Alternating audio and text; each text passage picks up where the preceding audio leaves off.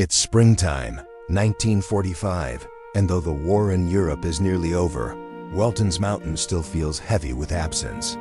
All the young men, Ben, Jason, John Boy, Jim Bob, are away in uniform, and the quiet that settled over the mountain is filled not just with waiting, but with worry, hope, and the daily work of keeping things together. Harley Foster's been helping John run the mill since the boys shipped out, steady, strong, and always respectful. One morning, as they load a lumber order onto the truck, Verdi walks over with Harley's forgotten lunch, and Rose brings John a thermos of coffee for the road. Meanwhile, Jeffrey and Serena are staying with their dad, whose recently remarried life reshaping itself in small, quiet ways. Drew pedals up to the Walton house, looking for Elizabeth. She's forgotten their plan to meet at the bridge before school. Turns out she's over at the barn, brushing down 2 new horses John just acquired from a customer who couldn't pay his bill. A mare named Molly and her foal, Pepper. John plans to sell Pepper later, but Molly? She's Elizabeth's to keep. Drew urges her to grab her books, but she waves him off. Go on ahead. He does, a little hurt, a little confused. Later on the road, the truck's radiator starts to steam. John pulls over at a roadside cafe and asks Harley to grab a fresh pot of coffee. But inside, trouble. The cook refuses to serve Harley. A local police officer supervising a group of POW laborers eating lunch sneers calls Harley boy and makes it clear this place doesn't see him as equal. John steps in, calm but firm, questioning their behavior, but when it's clear reason won't get through, he turns to Harley and says, "Let's get out of this cesspool." As they drive off, the officer jots down John's license plate and mutters, "I know where I've seen that boy before." Back home, Mary Ellen and Aaron arrive from their shifts, hear Chance the cow lowing in the barn, and find Cindy fumbling with the milking stool. Easy Jackson's away on vacation, and chores are piling up. Aaron takes over the milking, Mary Ellen preps the feed. Cindy insists she should be doing more. She's got a real job now, after all, but they gently remind her she's got a baby to care for, and Ben made them promise to look out for her. Speaking of Ben, he's overseas, listening to President Roosevelt's address crackling over the radio, followed by "I'll Be Seeing You," their song. A moment later, the platoon commander steps out of his tent. Orders just came in. They're shipping out to a combat zone in days. Helmets on, weapons at the ready. Ben, ever the joker, tries to lighten the mood, but the CO isn't having it. Still, as the song lingers halfway across the world, Cindy lies in bed, book in hand, hearing the same melody in her heart. The girls Elizabeth, Aaron, Mary Ellen sit together, writing letters to Ben, Jason, Jim Bob, and John Boy. They worry Cindy's still upset. They won't let her slop hogs or haul feed, and they truly believe Ben wouldn't want that for her either. Over at the mercantile, Corabeth's dreaming big. With the boys coming home, she sees a boom in real estate, and she wants in. But Ike, he's skeptical. After the beauty parlor, the dance school, the tea room, the hat shop, well, he's seen her enthusiasm flare and fade. Lately, he's been eating canned soup for supper, wearing shirts missing buttons, socks full of holes, and he's starting to wonder if women have lost their place. Corabeth fires back, "I'm not interested in being a slave to my husband." And then Ike softens. He tells her about his mother, a woman who had little, but filled their home with love, fresh baked bread, cookies, and milk. Not perfection, just warmth. Sheriff Bridges stops by the mill, asking about the cafe incident. He's heard rumors. The officer claims Harley's real name is Leroy Harley, an escaped convict, convicted of murder 8 years ago, never recaptured. John's stunned. "Do you believe that?" He asks. EP doesn't, but he promises to look into it quietly, carefully, without upsetting Harley or Verdi. Rose finds Cindy weeding in the garden and gently shoos her back inside. "You've got a baby to tend to." When Elizabeth returns from riding, Mary Ellen tells her Drew called. Elizabeth sighs. No time, but Corabeth? She's got a plan. That night, She leaves a note on Ike's pillow. He opens it, puzzled, then reads, "Effective immediately, I hereby resign my position at the store and accept full-time employment as your devoted wife." Ike, baffled, looks up. Corabeth just smiles, a new chapter on her terms. Meanwhile, John Boy's in Paris, working for Stars and Stripes, trying to track down Jason, who's somewhere in France. He hears a familiar tune drifting from the common room piano, Jason's melody. The woman playing? Antoinette, the girl Jason's been writing about. They sit, talk, laugh, and make a friendly wager. Who'll reach Jason first? Ike stacking cans after supper when Corabeth appears, button newly sewn on his shirt. He thanks her, genuinely. She admits she's enjoying this slower rhythm, even if it's temporary. Back at the mill, late at night, Harley comes to talk to John, and he tells the truth. He is Leroy Harley. He was a sharecropper in the South, moved to town when his son Jody was born, worked as a mechanic. One night, the richest man in town, drunk, angry, came in with his brother to pick up a repaired car. Refused to pay, swung a wrench.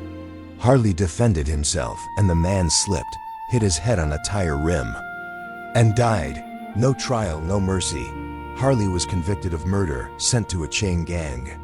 The work was brutal sunup to sundown, shackles, beatings. Then came the letter. His wife Lily was gone. Jody was alone, so he escaped. Made his way north, living hand to mouth, until he met Verdi. With her, he found safety.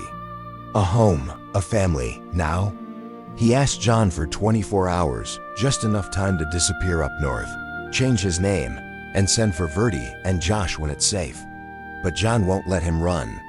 Stay, fight, we'll prove your innocence.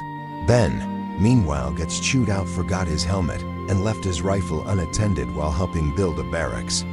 Rookie mistake. In peacetime may be funny, but not now. John races to find Harley's old lawyer retired, living in Richmond. Drew, on break from his soda shop job, stops by the Walton farm, saving every dime for a car. He finds Cindy wrestling with the barn door lock. Chance keeps escaping. She snaps at first, "I don't need help," then softens, confessing, "Nobody lets me do anything. Just change diapers and curl my hair." Later, he finds Elizabeth with the horses. They talk awkwardly at first, then clear the air. A picnic date is set, but tension's rising.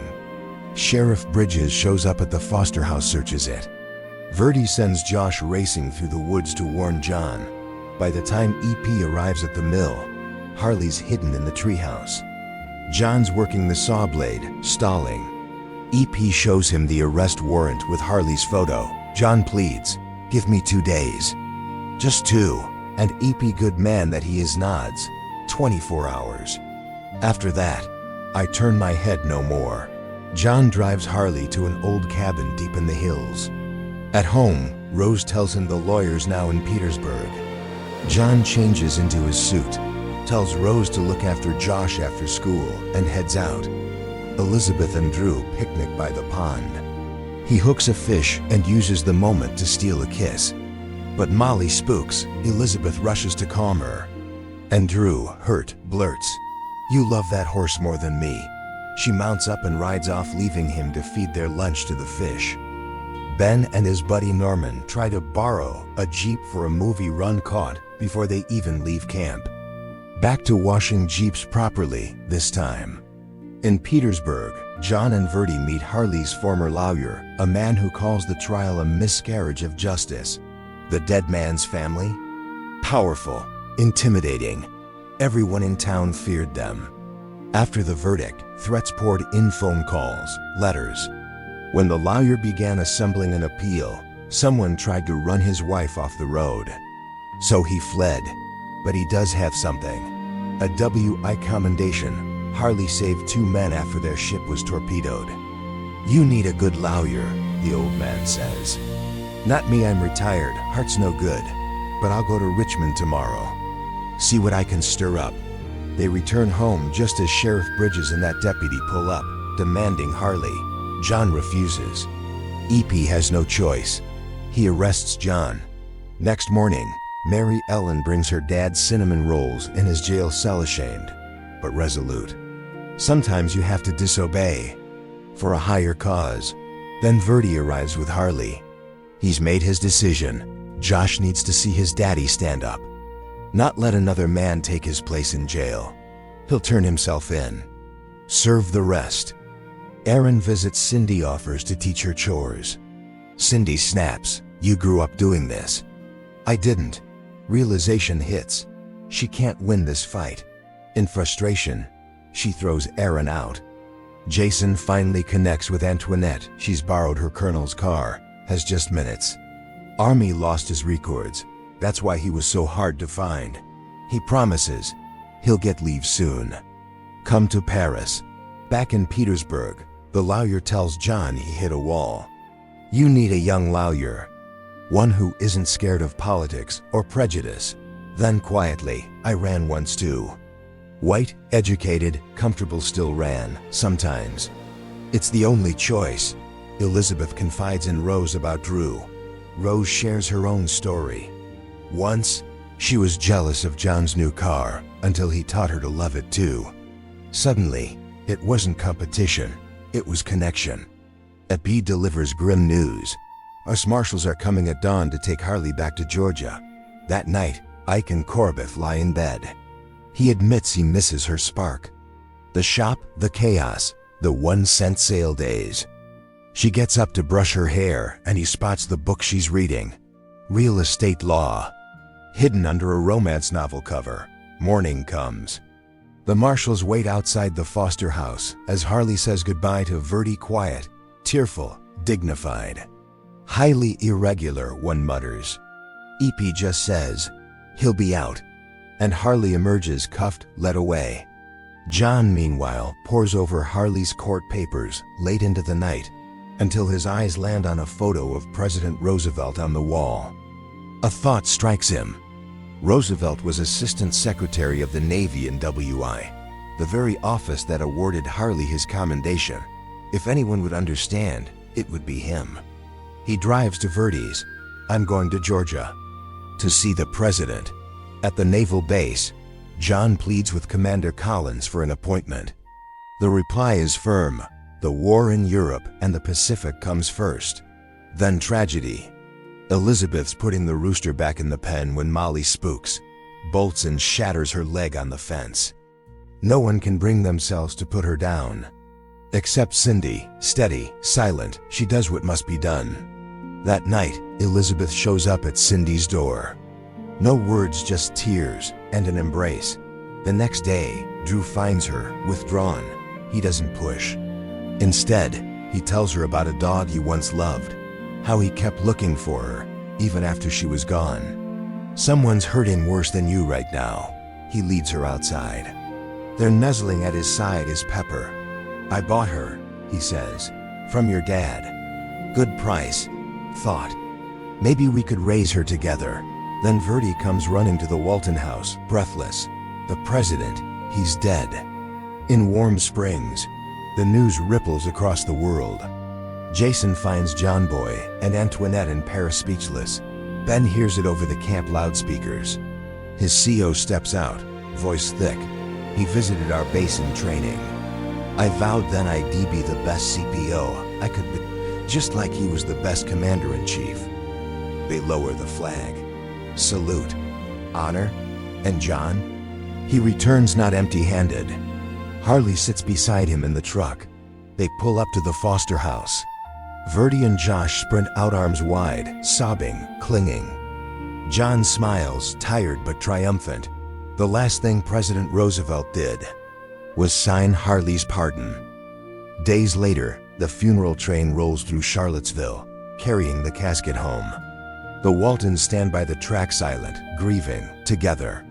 As the train fades into the night, John steps forward, lifts his hat, and softly says what so many are thinking. Good night, Mr. President.